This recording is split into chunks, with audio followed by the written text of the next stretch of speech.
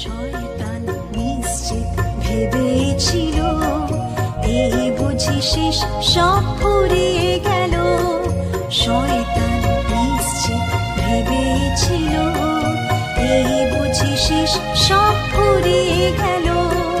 না না না, সব শেষ নয়, মৃত্যুর পরে আছে পুনরুত্থান। শয়তান চিরতরে মানল। প্রিয় শ্রোতা বন্ধু, প্রভু যীশু খ্রিস্টের নামে জানাই আন্তরিক ভালোবাসা। গতকাল ভূমিকা স্বরূপ শুনছিলাম আপোস বা সমঝোতাটা কি। কয়েকটি দৃষ্টান্তের কথা বলছিলাম যে সুসমাচার আসলে আধুনিকবাদীদের আপোস করতে চায় বা করে থাকেন, কিন্তু ইতিহাস বলে সুসমাচার কখনো আপোস করে আত্মা জয় করেছে এমন ঘটনা নেই। সাধু পৌল পরিষ্কারভাবে বলেছেন, খ্রিস্ট ছাড়া অন্য কোনো সুসমাচার প্রচার করলে সেই ব্যক্তি শাপগ্রস্ত। বর্তমানে বিশ্বাসীরা পাপের সাথে সমঝোতা করছেন, কিন্তু যিহোশূয়ের কথা ভুলে যায়। যিহোশূয় বলেছেন, আমি ও আমার পরিবার সদাপ্রভুর সেবা করব। যিহোশূয় 24:15 চার্চ আজকে জগৎকে নকল করছে। জগৎ বর্তমানে মণ্ডলীতে প্রবেশ করেছে, তা ফেসবুক দেখলেই বুঝতে পারা যায়। যেমন চার্চ হচ্ছে থিওক্রেসি, যেটাকে ঈশ্বর পরিচালনা করেন ঈশ্বরতাত্ত্বিক, কিন্তু মণ্ডলী আজকে ডেমোক্রেসির উপরে চলছে, নির্ভর করছে, যেটা ঈশ্বর ঘৃণা করেন।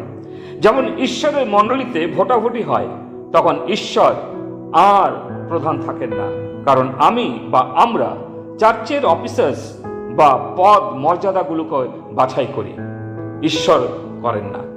আমি যা দেখেছি তাই বাক্যের আধারে বলছি। ঈশ্বর যেন প্রাধান্য পান তার মণ্ডলীতে। যেমন বাপ্তিস্মদাতা যোহন বলেছিলেন, তাহাকে অর্থাৎ খ্রিস্টকে বৃদ্ধি পেতে হবে এবং আমাকে হ্রাস পেতে হবে। বর্তমানে অনেক ব্যক্তিত্ব যিনি মণ্ডলীর প্রধান হতে চান, এই কথা ভুলেই যান যে মণ্ডলীর মস্তক খ্রিস্ট এবং তিনিই প্রধান। অতএব প্রিয়, খ্রিস্টের প্রভুত্বকে জীবনে গ্রহণ করে জাগতিক আপোস থেকে দূরে থাকি।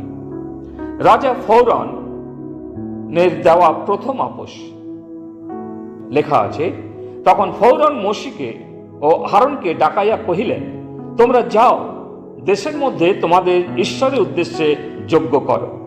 ফৌরনের আপোস দেশের মধ্যেই যজ্ঞ করো।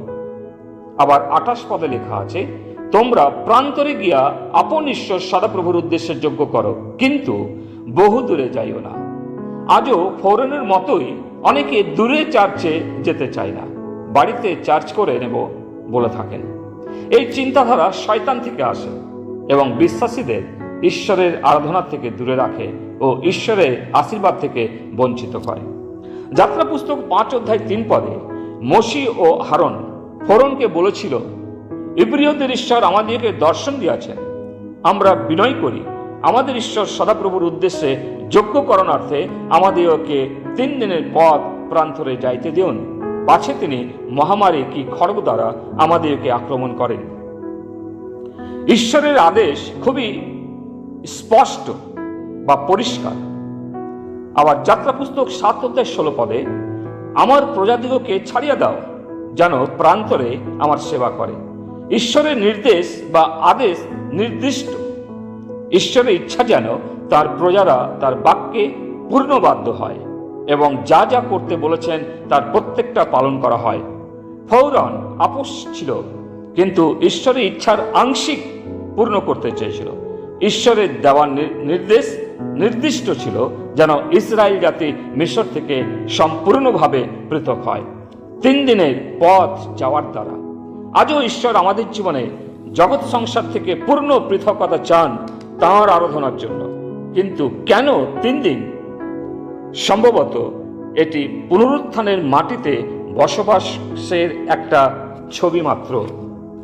প্রভু যীশু খ্রিস্ট যেমন 3 দিন জগৎ ও মৃত্যু থেকে পৃথক ছিলেন, তদ্রূপ ইসরায়েল জাতি 3 দিন সব কিছু থেকে, বিশেষ করে জগৎ রূপী মিশর থেকে পৃথক থাকবে।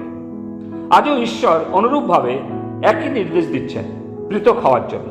লূক তার 5:4 যেখানে তিনি শিষ্যদেরকে বলছিলেন, তিনি সিমনকে কহিলেন, তুমি গভীর জলে নৌকা লইয়া চলো, যতদূর সম্ভব হয় পাপ ও জগৎ থেকে দূরে যাও, আপনি কি সেই যুবকের গল্পটা জানেন, যে বিছানা থেকে পড়েছিল এবং এইভাবে ব্যাখ্যা করেছিল, আমি যেখানে যাই তার কাছেই এইভাবে পড়ে থাকতাম।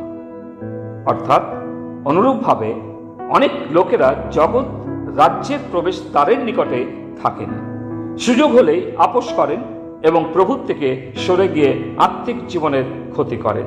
যেমন এই যুবক যেখানে যেত তিনি সেখানেই পড়ে থাকতেন, সেটাই তার ভালো লাগতো।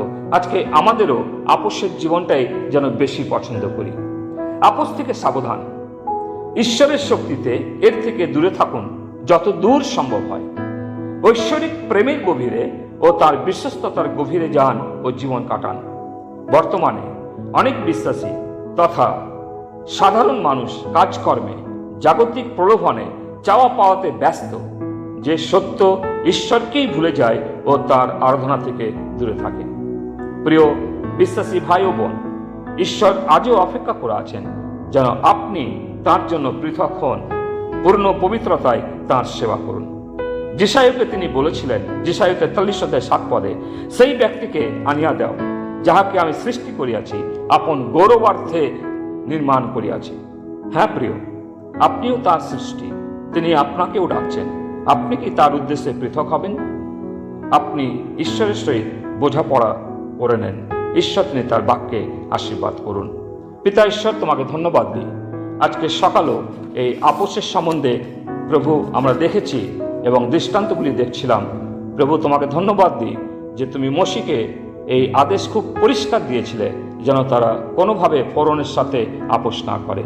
প্রভু, তুমি নির্দিষ্ট করে তুমি বলেছিলে তারা যেন মিশর থেকে পৃথক হয়। যদিও রাজা ফৌরান তিনি তার আপোসের প্রস্তাব তিনি রেখেছিলেন। ধন্যবাদ দিই তোমার দাসের জন্য।